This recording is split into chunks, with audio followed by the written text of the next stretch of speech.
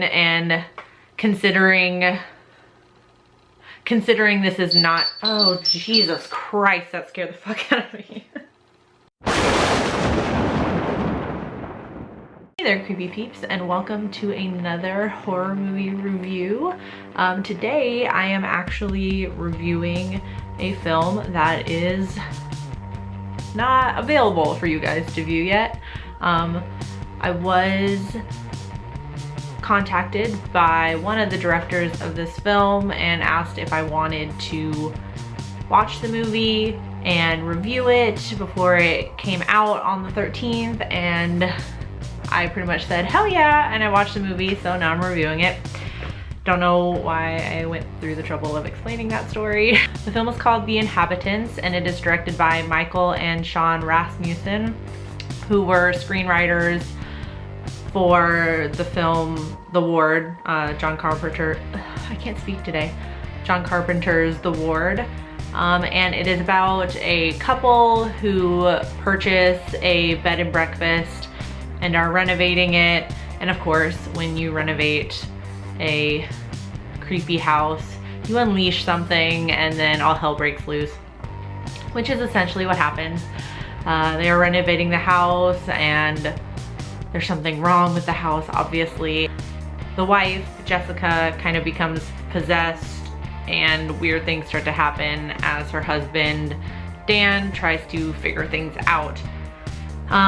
One cool thing about this movie is it is filmed actually in a historic building. Is that the right way to say that? Well, the building was home to Reverend Samuel Parris, who is a major figure in the Salem witch trials. You could Google, is an amazing place. You can Google his name and find out all about him. So that's pretty cool. So like I said, the movie is about a couple renovating a bed and breakfast and all hell starts to break loose. The wife, Jessica, starts reading up on some of the history of the place, and she finds that it kind of has a dark past, and that kind of leads to them unraveling the mystery of what's going on. I'm not gonna reveal too much about it.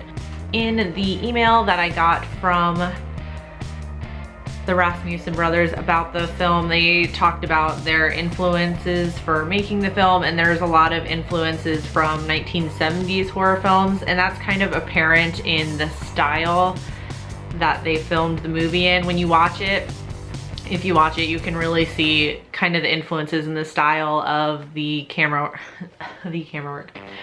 You can see the influences in the style of the camera work and kind of the cinematography and stuff like that. So I noticed that was very apparent. I did enjoy the movie. I do like that it is kind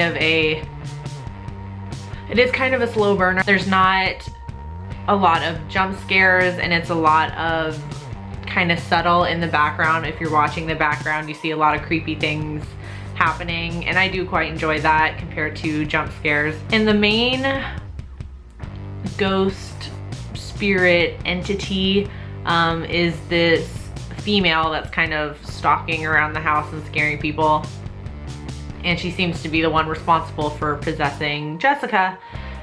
The one thing I would have liked in this film just a little bit more is if there was a little more development of that ghost lady who keeps popping up and making scary faces at people. I enjoyed her coming up and scaring me. I just wish I knew a little more about her, because it seemed like the one spirit kept coming up, or kept cropping up and scaring people. So I would have liked for maybe one of our main characters to maybe do some research and find something about her, so we had some context, like who this girl was and why specifically she was targeting this couple. Like obviously they came into her house, so that's why they're being targeted, but you know what I mean. I just wanted a little more backstory in that arena. And I could have used just a little bit more scares as well. There are, like I said, it is a lot more subtle tension building kind of stuff. but towards the climax of the film, I could have used a little more in-your-face kind of scares. Other than that, I really enjoyed the style of the film, the way it was filmed, and the location. The location was, it looked like that house was just really creepy to be in anyway. So I will go ahead and recommend this film to any of you out there interested. It's a good old ghost story, just in time for Halloween. And it does have to do kind of with the Salem witch trials, which I find interesting, so I enjoyed it. And like I said, just those two little things. I could have used a little more backstory on the ghosties and a few more in-your-face scares towards the climax. But other than that, I've definitely seen worse. This is not the worst movie I've ever seen.